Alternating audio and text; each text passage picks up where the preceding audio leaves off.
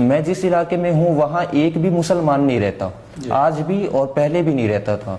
और जिस इलाके में हूँ, जब मैंने इस्लाम कबूल किया 2090 के अंदर, तब मेरी एज भी कम थी और मैंने अपनी मर्जी से इस्लाम कबूल किया और मैं किसी मुसलमान को भी नहीं जानता था।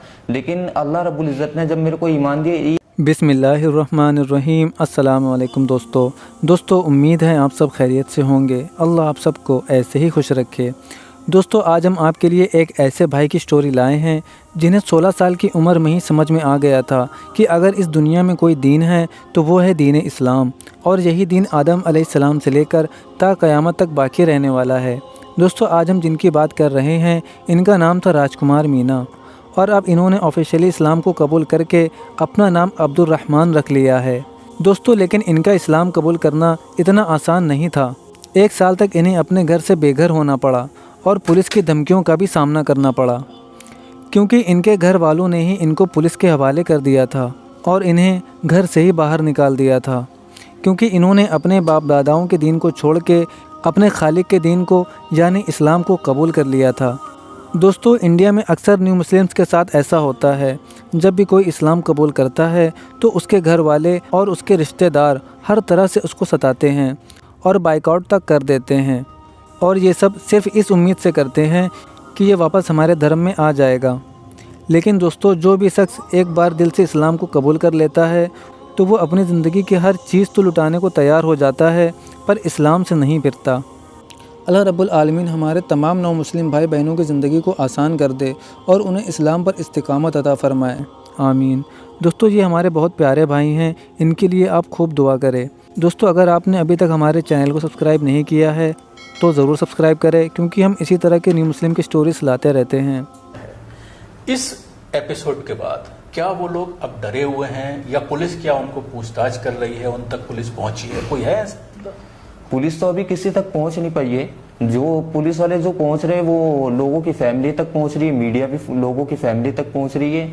और लोगों की फैमिली, अब कोई भी फैमिली जो होगी वो उल्टी सीधी गवाही देगी ही देगी, क्योंकि उन्हें मालूम नहीं है। अब जब तक इंसान किसी चीज की तहकीक नहीं करता, जब तक उसे कोई चीज, किसी चीज की हकीकत नहीं मालूम होती। अब कोई भी इंसान ये कह सकता है कि हाँ, हमारे बच्चे को डराया गया, धमकाया गया, इस्लाम कबूल करवा दिया गया, हत्ता कि ऐसा कुछ भी नहीं है। मैं जिस इलाके में हूँ वहाँ एक भी मुसलमान नहीं रहता, आज भी और पहले भी नहीं रहता था। और जिस इलाके में हूँ, जब मैंने इस्लाम कबूल किया 2090 के अंदर, तब मेरी एज भी कम थी और मैंने अपनी मर्जी से इस्लाम कबूल किया और मैं किसी मुसलमान को भी नहीं जानता था। लेकिन अल्लाह रब्बुल इज़्ज़त ने जब मेरे को ईमान दिया, ये तो खैर खुदा की तरफ से एक कुदरती चीजें हैं। अब वो जो है, अब जिसे चाहे अपनी तरफ खींच ले, जिसे चाहे ना खींचे, है ना। तो उसने वैसे भी कुरान करीम के अंदर फरमा दिया कि अगर तुम हमारी इबादत को छोड़ दोगे तो हम तुम्हारे मुकाबले ऐसे लोगों को लाकर खड़ा कर देंगे जो तुमसे बेहतरीन होंगे। तो अल्लाह जो है वो किसी का मोहताज नहीं है, इसलिए अल्लाह के अंदर ये ताकत है, इसलिए अल्लाह कर रहे हैं। तो उसके बाद कुछ डर लग रहा है कि पुलिस परेशान करेगी? डर है, क्योंकि पहले भी कई दफ़ा हम लोगों के संग ऐसे जो चीज़ें हैं ऐसी हो चुकी है। और जब मेरी वालिदा ने मेरे खिलाफ कंप्लेंट की थी थाने के अंदर, तो पुलिस वाले मेरे को तरह तरह की बातें मेरे से पूछी जाती थी और कहा जाता था कि बताओ किस तरीके से इस्लाम कबूल किया, किसने करवाया, किस जमात से मिले, किससे मिले, ये वो। तो बहुत सारी बातें पूछी जाती थी, तो मेरे को उस टाइम भी डर लगता था। और साथियों को ये डर है, हमारे और भी भाई हैं, उनको ये डर है इस चीज़ का कि उनकी फैमिली के पास ये लोग जा रहे हैं और उल्टी सीधी बातें पूछ रहे हैं और कहीं इन्हें बंद ना कर दिया जाए पकड़ के, जैसा कि हमारे मौलाना उमर गौतम साहब को और मौलाना जहांगीर कासमी साहब को कर दिया गया। इसी तरीके से कहीं इन लोगों के संग भी हालात पेश ना आ जाए, इसलिए वो जो है आने से डर रहे हैं। इसके अलावा 2019 में आपने इस्लाम कबूल किया, मैं थोड़ा सा उसके बारे में जानना चाहूंगा बैकग्राउंड में जाकर के कि 2019 में आपने इस्लाम कबूल किया जी, नाबालिग थे जी, क्या कोई ऐसी बात थी, किसी लड़की वगैरह का कोई चक्कर हो जिसकी वजह से आपने इस्लाम कबूल करने की कोशिश की? अचानक इस्लाम के बारे में एक ललक आपके अंदर पैदा हुई, तो क्यों हुई और किस तरह से आप इस्लाम की तरफ खींच के चले आए? मैं बस रमज़ानुल मुबारक के रोजे रखना चाहता था, मेरा ऐसा कोई इरादा नहीं था कि मैं मुसलमान हो जाऊं या मुसलमान बन जाऊं। लेकिन कैसे जब दिमाग में आया कि रोजा रखना चाहते हैं? रोजा रखने के लिए क्या आपका कोई साथी मुसलमान था जो रोजा जी रखता जी था? जी क्या हमारे एक दो फ्रेंड्स थे जिन्होंने हमें ये बताया कि वो खुद, मैं उनको देखता था कि वो रमजान में रोजा रखते हैं, नमाज पढ़ते हैं और पूरा भरा भरा माहौल रहता है, सब निकलते हैं एक संग, कितना अच्छा लगता है देखने में, सब टोपी पहन के नमाज पढ़ने के लिए जाते हैं। तो मैंने सोचा कि इस दफा मैं भी रोजे रखूंगा। तो मेरे साथी से मैंने पूछताछ की कि बताइए किस तरीके से रोजा रखा जाएगा, इसका प्रोसेस क्या है, मतलब क्या इसमें इख्तिहार करना है, क्या खाना है क्या नहीं खाना है, और किस तरीके से मतलब पाकीज़गी इख्तिहार करनी है और किस तरीके से नहीं करनी है, किस तरीके से रोजे के जो पूरे प्रोसेस है वो सारी चीज़ें मैंने जाना, और जानने के बाद मैंने रोजा रखा। तो जब रोजा रखा तो एक हफ्ते बाद अचानक से मेरे संग कुछ कुदरती चीज़ें हुई। मैं बेड में लेटा हुआ था, दोपहर 12 बजे या 11:30 बजे के आसपास का टाइम था। तो मेरे को एक ख्वाब आया जिसमें मैंने मौत और नमाज देखी। तो मैंने इस्लाम कबूल कर लिया। मेरा दिल बिल्कुल बेचैन था उस टाइम, मेरे को लग रहा था या तो आज मेरी मौत है या तो मैं नमाज पढ़ लूँ। तो मैं गया, मैंने एक साथी से बताया तो उन्होंने कहा कि ठीक है बेटा, देखो इस्लाम जो है ये कोई मजाक वाली बात नहीं है कि मतलब इस्लाम कबूल कर लो और फिर बाद में इंसान फिर जाए, तो ऐसी कोई बात नहीं, मजाक मत करना। अगर आपके संग वाकई ही कुदरती कुछ हो रहा है तो आप अपनी मर्जी के तहत कर सकते हैं, लेकिन हम पे कोई ये ना हो। तो उन्होंने जब मेरे को कहा तो मैंने उनसे ये कहा कि देखिए जी, मैं कोई मजाक नहीं कर रहा, आप मुझे फौरन कलमा पढ़ाइए, मुझे फौरन नमाज पढ़ना है। तो उन्होंने मेरे को कलमा पढ़ा दिया, क्योंकि गया तो मैं उनके पास था ना सर, उन्होंने मेरे को खुद नहीं पढ़ाया, वो मेरे पास नहीं आए, मैं उनके तो पास। उसके बाद आपके घर में जैसे आपके 2 भाई और हैं, एक बहन है आपसे छोटे हैं सब, जी जी, वालिदा आपकी नौकरी करती हैं, सरकारी नौकरी करती हैं, तो उसके बाद घर में किस तरह का माहौल हुआ? क्या कहा घर वालों ने? क्या पुलिस कंप्लेंट की गई? उसके बाद पुलिस ने किस तरह का व्यवहार किया? जी, मेरी मम्मी ने मेरे ऊपर पुलिस कंप्लेंट की। कंप्लेंट करने के बाद चंद दिनों बाद, 1 महीने के आसपास जब बीत गए, तो फिर पुलिस वालों की तरफ से कॉल आया, और जो कंप्लेंट मेरी अम्मी ने लिखवाए थे उसके अंदर और भी बेकसूर लोग फंसे हुए थे मेरी वजह से। तो मैंने सोचा कि मेरा जाना बेहतर होगा, मैं जाके जो जिनका कॉल आया था, जो SHO थे थाने के, उनसे मुलाकात करूं और उनसे बातचीत करूं कि आखिरकार क्या मामला है कि उनको फ़ोन करके परेशान किया जा रहा है कि आप थाने में आओ, आपके खिलाफ ये कंप्लेंट है कि आपने दूसरे के बच्चे को मुसलमान बना दिया। जो कि उसके अंदर भी कुछ भाई हमारे हिंदू थे, एक का नाम राजेश कुमार भी था, और वो हिंदू था, और वो अपनी मर्जी से 1-2 दफ़ा उसने भी नमाजें पढ़ी, लेकिन उसने अपनी मर्जी से पढ़ी, हमारा कोई उस पर प्रेशर नहीं था और मेरे ऊपर भी किसी का कोई प्रेशर नहीं था। वो भी अब मुसलमान हो गए? जी, वो मुसलमान नहीं हुए। जब उनको पुलिस वालों ने उनसे पूछ पड़ताल की तो वो थोड़ा घबरा से गए, उन्होंने कहे कि नहीं, मैं इन सब चीज़ों को नहीं करूँगा, से मुझे छोड़ दीजिए। तो वो सब तो बेकसूर एंड में साबित हो गए थे। लेकिन जब मेरा मामला, जब पुलिस वालों का जो रवैया था वो ये था कि जब मेरे को थाने के अंदर बुलाया जाता तो सुबह से शाम तक बैठाए रखते, और फिर मेरे से तरह तरह की बातें पूछी जाती, जैसे कि मैंने बहुत बड़ा जुर्म किया हो, और CID वाले जो होते हैं वो जांच पड़ताल करते हैं कि ये कहाँ से हुआ, ये कहाँ से हुआ, उस तरीके से मेरे से पूछ पड़ताल की जा रही थी।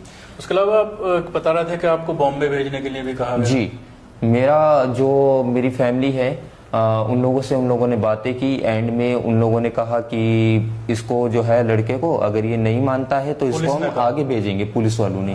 क्योंकि मैं नाबालिग था और मेरी एज जो है वो 18+ नहीं थी, तो इस कारण मेरे को आगे भेजने की प्लानिंग की गई। उसके बाद मेरी अम्मी ने हाथ पांव जोड़ के, जी, कहाँ आगे, क्या बॉम्बे के साइड भेजने के लिए कहा गया था, RSS का कोई काम? जी।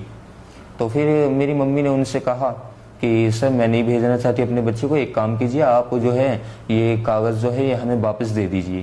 तो जो कंप्लेंट की जो कागज़ थी वो वापस दे दी गई। पहले तो उन्होंने मेरी मम्मी को डांटा कि देखिए, आप जो कंप्लेंट वापस मांग रही हैं, अगर किसी कारखाने के अंदर किसी को माल बनाने के लिए दे दिया जाए, जब तक वो काम कंप्लीट करके नहीं देगा तो उसे हम पैसा कहाँ से देंगे। तो इस तरीके की बातें वो कहने लगे। तो मम्मी ने कहा नहीं, मैं अपने बेटे को अपने उसके हाल पे छोड़ रही हूँ, आप मेरा कंप्लेंट मुझे वापस दे दीजिए। तो उसके बाद क्या फिर घर में ही रहे आप, या कहीं और आपको जाना पड़ा, घर से निकाल दिया गया? किस तरह का व्यवहार रहा फैमिली का? उसके बाद मेरी मम्मी ने मुझे निकाल दिया, तकरीबन 1.5 साल तक मैं यहाँ से दूर रहा।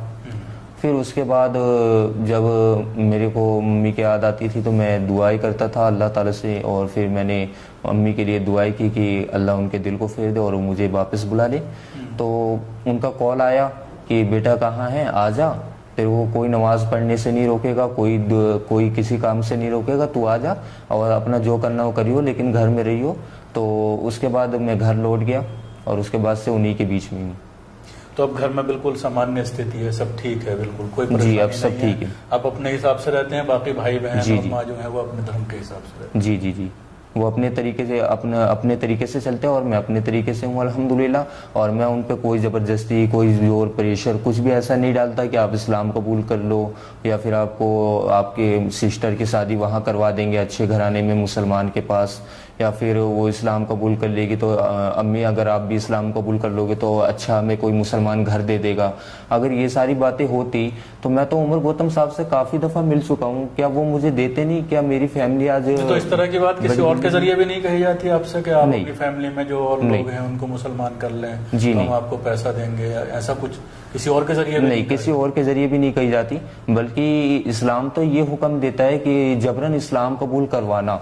अगर हम किसी को जबरदस्ती इस्लाम कबूल करवाते हैं तो वो कितने मिनट के लिए करेगा? मुश्किल से 10 मिनट चाकू की नोक पे, तलवार की नोक पे या पिस्तल के माथे पे रख देने की वजह से वो कितने मिनट के लिए इस्लाम कबूल कर लेगा? 10 मिनट, 20 मिनट, उसके बाद तो वो वहां से निकल जाएगा, फिर तो वापस जाके अपने माहौल में फिर जी सकता है। तो आपको 2019 में आप कन्वर्ट हुए जी। थे, तकरीबन 2.5 साल के करीब जी। आप बता रहे हैं हो गए हैं, तो कैसा लग रहा है चेंज करने के बाद? मुझे कोई बहुत पछतावा अच्छा तो लग नहीं रहा है होता? अल्हम्दुलिल्लाह, मुझे कोई पछतावा नहीं। और मैं तो उस रब्बे करीम का शुक्रगुजार हूँ कि इस्लाम धर्म जो है वो हक का मज़हब है और अल्लाह ताला ने इस दुनिया के अंदर 1,24,000 ईश्वरीय दूत भी भेजे, मैसेंजर ऑफ गॉड, कि ये हमारा मैसेज है, आप इसे हर एक इंसान तक पहुँचाइए। तो ऐसा हो सकता है कि जो मेरे दादा थे उन तक किसी ने बात नहीं पहुंचाई हो, फिर उनको मेरे पापा ने कुछ करते हुए देखा हो तो मेरे पापा ने भी उसी चीज़ को शुरू कर दी हो, फिर मेरे पापा को मैंने देखा तो मैं भी वही कर रहा था, लेकिन उस टाइम कोई दीन पहुंचाने वाला था ही नहीं। लेकिन मेरे को जब रोज़ा मैंने रखा, रोज़ा रखने के बाद मैंने कुरान की स्टडी भी की और अल्हम्दुलिल्लाह कुरान की नॉलेज भी हुई मुझे। और कुरान में कहीं ऐसी कोई बात नहीं बताई गई। लोग जो आज मीडिया पे उमर गौतम साहब के भी बयान जो जारी कर रहे हैं वो काट काट के दिखाया जा रहा है, पूरी ऑडियो नहीं दिखाई जा रही। पूरी ऑडियो में उनकी कुछ बातें ऐसी हैं जो उन्होंने कानून के मुताबिक कही है, लेकिन आजकल के टाइम पे क्या है कि उनको बहुत बड़ी साजिश के तहत फंसाया जा रहा है। दोस्तों उम्मीद है आपको ये वीडियो पसंद आई होगी। वीडियो पसंद आई हो तो वीडियो को लाइक करें और ज़्यादा से ज़्यादा शेयर करें। अब मिलते हैं आपसे अगली वीडियो में, तब तक के लिए अपना बहुत सारा ख्याल रखें। अस्सलामु अलैकुम वरहमतुल्लाहि वबरकातुहू।